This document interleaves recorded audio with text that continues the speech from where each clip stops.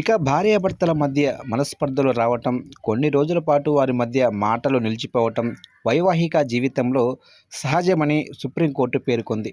కేవలం కొన్ని రోజుల పాటు భార్యతో మాట్లాడకుండా ఉన్నంత మాత్రాన భర్తను ఆమె పట్ల క్రూరత్వానికి పాల్పడినట్లుగా భావించి దోషిగా తేల్చలేమని దేశ సర్వోన్నత న్యాయస్థానం స్పష్టం చేసింది. ఈ మేరకు justice JK Maheshwari, justice Atul S చందులతో కూడిన ధర్మాసనం ఒక కేసు విచారణలో భాగంగా భర్తను నిర్దోషిగా ప్రకటిస్తూ తీర్పును వెల్లడించింది. గతంలో అతనికి కింది కోర్టు, మద్రాసు హైకోర్టు విధించిన శిక్షను సుప్రీంకోర్టు కొట్టివేసింది. ఇక ఈ కేసు వివరాల ప్రకారం ఓ వ్యక్తి తన భార్యతో వరుసగా 13 రోజుల పాటు మాట్లాడలేదు. భర్త తనతో మాట్లాడకపోవడంతో తీవ్ర మనస్తాపానికి గురైన సదరు మహిళ ఆత్మహత్య చేసుకుంది. ఈ ఘటనపై విచారణ జరిపిన కింది court, Madras high court ICP section 498A కింద ఆమె భర్తను దోషిగా తేల్చాయి. అతనికి 3 ఏళ్ల జైలు శిక్షను ఖరారు చేశాయి. దీనిని సవాలు చేస్తూ నిందితుడు సుప్రీంకోర్టును ఆశ్రయించాడు.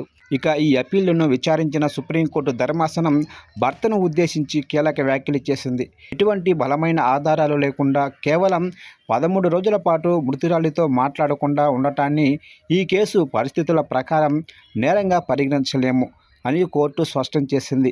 అంతేకాకుండా అప్పీల్దారు అంటే భర్త, మృతురాలి మధ్య కింది కోర్టులో శిక్ష విధించే స్థాయిలో ఎటువంటి పెద్ద గొడవలు జరిగినట్లు ఆధారాలు కూడా లేవని ధర్మాసనం పేర్కొంది. భర్తపై మోపిన నేరం ఆరోపణలను నిరూపించడానికి తగిన ఆధారాలు లేవనే విషయాన్ని హైకోర్టు తన తీర్పులో పరిగణనలోకి తీసుకోలేదని సుప్రీంకోర్టు తప్పుపట్టింది. ఇక ఈ సందర్భంగా సెక్షన్ 498A కింద నేరం అంటే ఏమిటో సుప్రీంకోర్టు స్పష్టంగా వివరించింది.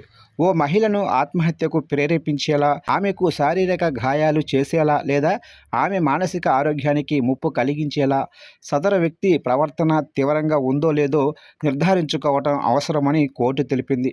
నేరాన్ని నిరూపించాలంటే నిందితుడు కావాలనే సదరు మహిళను వేధించే ఉద్దేశాన్ని కలిగి ఉండాలి.